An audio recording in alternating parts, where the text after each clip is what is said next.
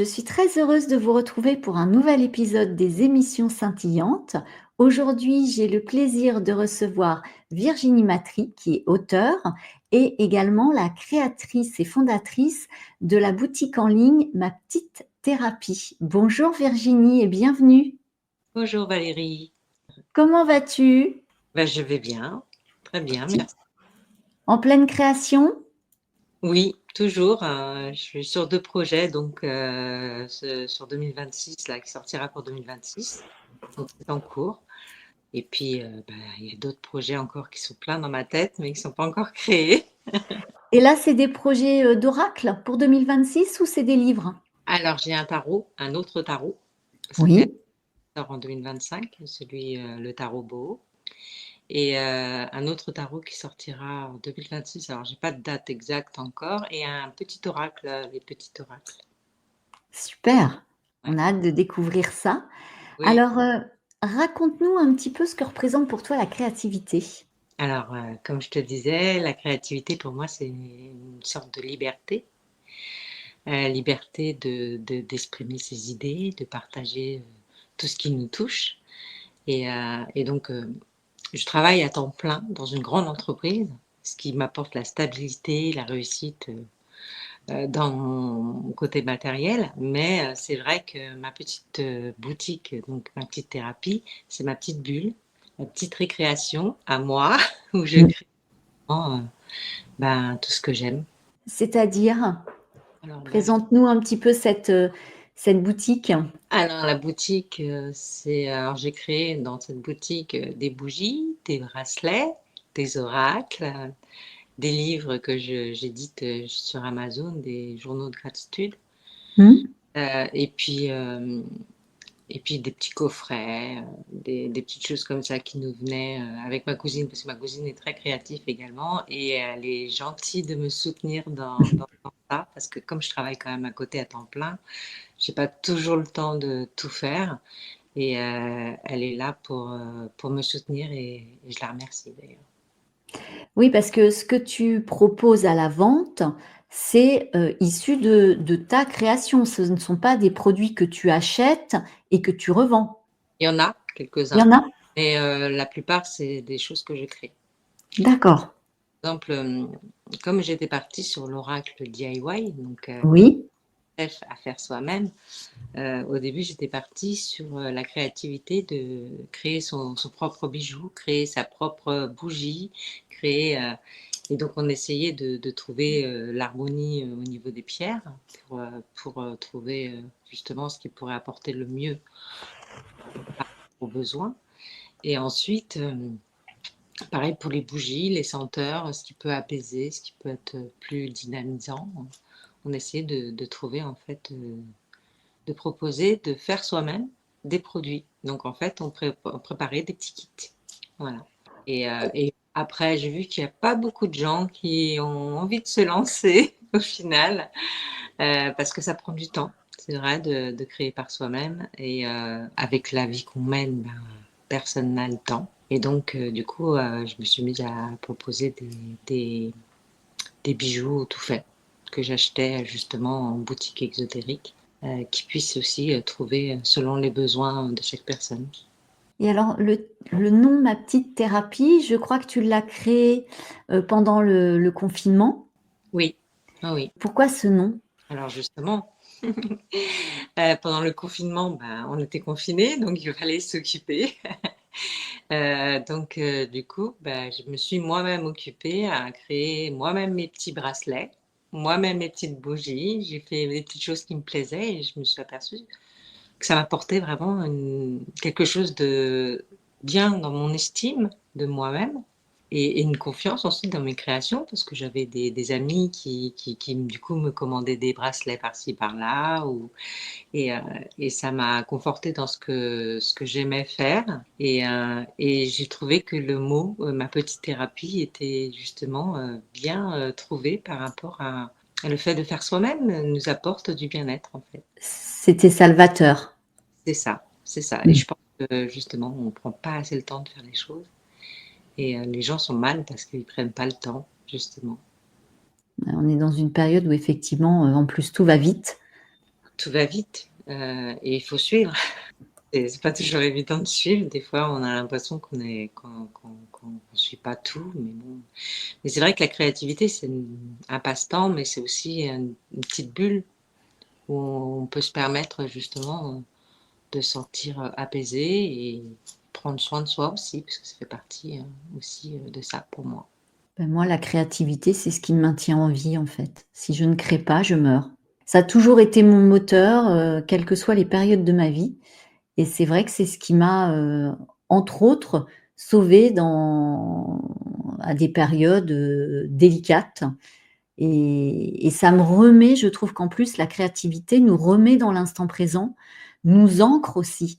Même si ça part, d'une intuition ou d'une canalisation ou d'une connexion à notre âme, ça nous relie finalement à cette parenthèse terrestre et à cet instant présent et c'est ça que je trouve de merveilleux. Oui, oui, oui. Et puis le fait d'avoir des projets aussi. Ça, Mmh. c'est beaucoup de personnes qui sont pas bien, justement, parce qu'ils ont pas de projet dans leur vie. Ils ont pas de but. Et je trouve que d'avoir des projets, justement, créatifs, n'importe lequel, hein, juste peindre, avoir une idée en tête et la mettre en place et la mettre, le fait que ça soit créé par soi-même et que nos idées prennent forme, en fait, bah, ça nous apporte justement, un équilibre et cet équilibre, on en a tous besoin. Parce que la créativité effectivement, c'est pas uniquement artistique, ça peut être, dans le développement d'un projet, de société, rejoindre une association, acheter, une maison et se dire: «On va retaper la maison». Ça peut être dans le jardinage, dans la cuisine, il y a la créativité finalement, elle est quasi partout. Tout à fait, tout à fait. Et c'est vrai qu'il n'y a pas, comme vous dites, manuel en fait. Il n'y a pas que manuel, c'est tout. Et les projets font partie de la créativité, parce que justement, on se projette. Et donc, comme on projette, du coup, bah, on crée dans notre esprit ce qu'on veut et on le crée. Et ça, c'est ce qui fait vivre l'humanité, en fait, hein, tout simplement. Et alors, parle-nous d'un de tes oracles que tu as sorti là pour le coup en auto-édition, l'oracle du crochet, c'est ça? Oui, oui, oui, avec ma Ah. cousine qui aime le crochet. Elle est fan de crochet depuis des années. Sa maman était déjà fan également, donc voilà. Et comme elle me suit dans mes périples, elle est derrière moi.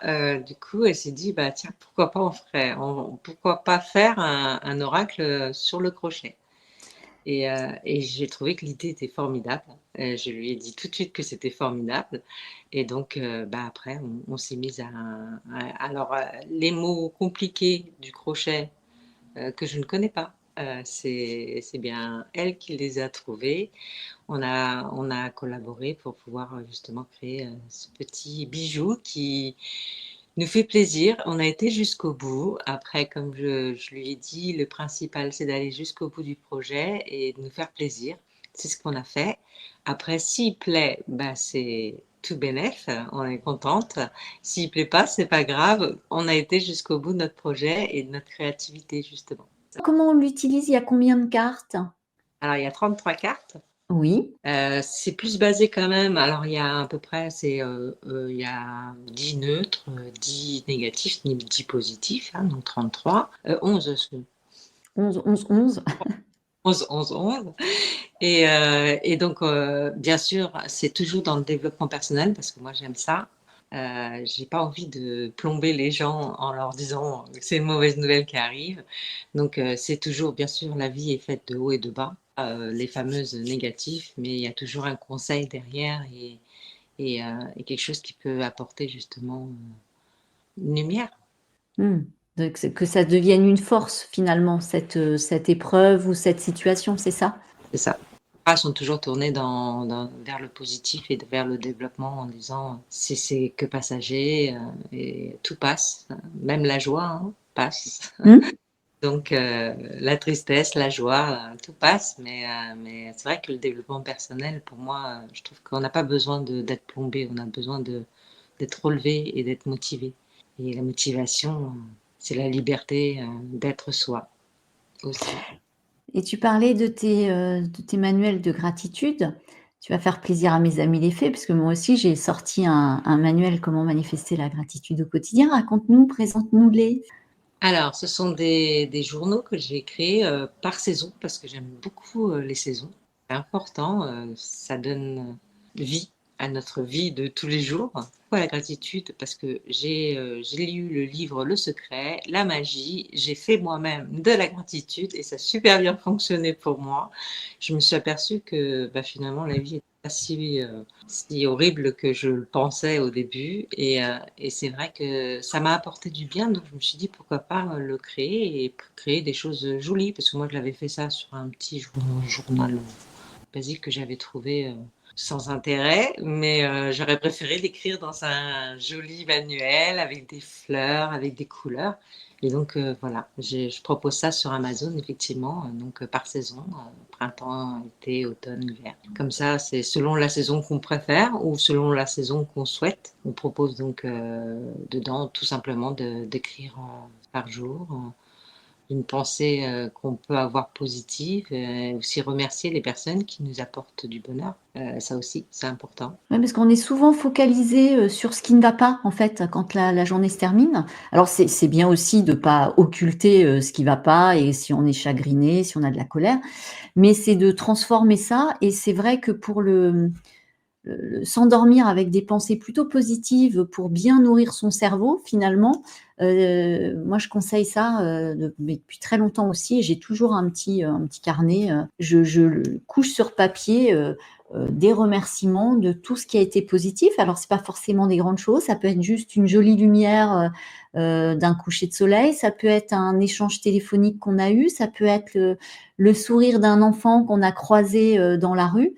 Et rien que ça, ça permet aussi de rehausser notre taux vibratoire. Hein. Ça a été prouvé scientifiquement que plus on est dans la gratitude, plus on est dans l'émerveillement et la joie, plus on se sent mieux.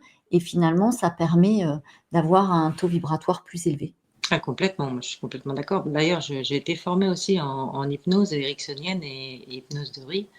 Donc j'ai appris aussi à comment le cerveau ne comprend pas la négation, par exemple, ou des choses comme ça. Et c'est vrai que je trouve que justement, on est très focalisé sur le négatif et il faut voir le positif pour justement ressentir, en fait, le vibrer complètement. Plus on vibre ça, plus on attire via des synchronicités, via différentes formules Facile de faire du ça. positif. Trouver 3 gratitudes par jour, des Mm. fois, chercher, faut Mm. chercher. On se dit, bah, ma vie, elle est banale, j'ai rien à dire, mais en fait, il y a énormément de choses, en fait, au final. Parce la plupart des gens recherchent les choses extraordinaires ou dans une immensité, mais c'est dans les petites choses aussi du quotidien qu'il y a une jolie couleur et une jolie saveur. Oui, par exemple, je sais pas moi, une série qu'on a adorée. Merci de m'avoir mis sur cette voie, de m'avoir regardé cette série, quoi. J'ai adoré cette série, ça m'a fait du bien. C'est ça la gratitude, même entendre des oiseaux chanter. Le matin, je sais pas, moi, ça m'égaye ma journée quand j'entends les oiseaux chanter. Je trouve que, je sais pas, il y a quelque chose qui se crée en moi et qui m'apporte justement du bonheur. Moi, un de mes rituels, dès que je me lève, je suis en gratitude, je remercie d'être en vie déjà.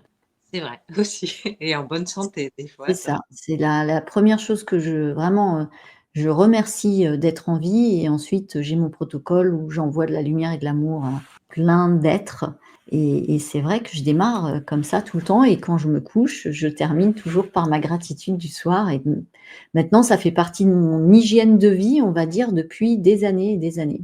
Alors non, moi, c'est par période, je le fais. Je le fais pas tout le temps, je le fais Ah pas. si moi c'est vraiment ça fait partie, vraiment intégrante de ma vie, mais au même titre, tu vois, que je vais prendre ma douche, Oui, c'est après, mais je le fais pas, de manière réflexe en pensant à autre chose. Je l'incarne vraiment, je le fais vraiment en conscience. d'accord. Oui, oui. Oui, c'est pas un automatisme. C'est Non, vrai. c'est-à-dire que c'est intégré dans mon quotidien, mais c'est vraiment, je le fais en conscience. Même les matins où d'un seul coup, j'ai pas entendu le réveil, ce qui arrive, Et là, je me réveille un peu plus en panique d'un seul coup. «Ouh là là, qu'est-ce qui se passe? Quelle heure est-il?» Et hop, tout de suite et en plus ça pareil, ça ancre à nouveau et je trouve ça, merveilleux parce qu'on est tous, reliés et interconnectés donc voilà. Et alors présente-nous, tes le tout prochain là qui va sortir, courant 2025. Tarot, boho, alors sur le thème bohème, parce que j'aime beaucoup en fait, bah, déjà cet univers et j'ai appuyé sur l'esprit libre justement, sur pouvoir être libre, de penser, libre d'être ce qu'on est, ce qu'on veut être et donc j'ai axé là-dessus et bien sûr, Aurélia, avec qui j'ai créé ce tarot, a fait un travail formidable au niveau des illustrations et j'ai hâte d'avoir les retours. Et celui-ci, il sort chez un éditeur, hein, c'est ça? Arcana Sacra. Arcana Sacra. Et les deux autres de 2026, ça sera Exergue. Exergue. Exergue, Trait Daniel, ouais. Oui, avec Cathy, Oui, oui, qu'on oui. embrasse, qui est aussi mon éditrice. Vraiment, Cathy, là, a cru en moi et ça m'a fait du bien. Là, c'est Mmh. pour le dernier projet et ça m'a boosté complètement. Ah super. Et alors avant qu'on se quitte, si je te prêtais, ma baguette de fée, à quoi te servirait-elle? Mmh. Oh là là, créer plein de choses. Non, bah, je sais pas, comme je dirais, apaiser les personnes en fait qui ont besoin, tout simplement. Parce que apaisement, parce qu'on vit dans un monde trop turbulent, Mmh. trop stressé, trop il faut. On n'a pas le choix, on n'a pas le choix, mais je pense qu'en fait, au fond, on a vraiment le choix. Et Mmh. j'aimerais bien faire un petit coup de baguette magique et dire aux gens, vous avez le choix, vous êtes libre. Mais moi-même, hein, je suis bloquée, hein. C'est facile à dire, mais Bien sûr, mais j'entends, ouais, je comprends. d'autres, mais c'est vrai que nous-mêmes, enfin, la preuve, je travaille, j'ai un travail alimentaire, hein, bien sûr, mais c'est vrai que c'est alimentaire, voilà. C'est parce que je peux pas être libre, justement, à cause de cette société. Mais mon esprit y est, Mmh. Et ton cœur. et mon cœur. Je te remercie infiniment, Virginie, pour cet échange. Merci à toi. Merci, à vous de nous avoir suivis. N'hésitez pas à vous abonner à la chaîne, à découvrir les autres émissions, les autres thématiques et également de découvrir l'émission Douceur et Confidence où je reçois une personnalité qui fait l'actualité culturelle, nous parler de développement personnel, de spiritualité, de bien-être, évidemment le tout saupoudré de la magie des fées. Je vous remercie, à très bientôt pour un nouvel épisode des émissions scintillantes. D'ici là, prenez soin de vous et rayonnez l'amour. Au revoir. Oui, au revoir.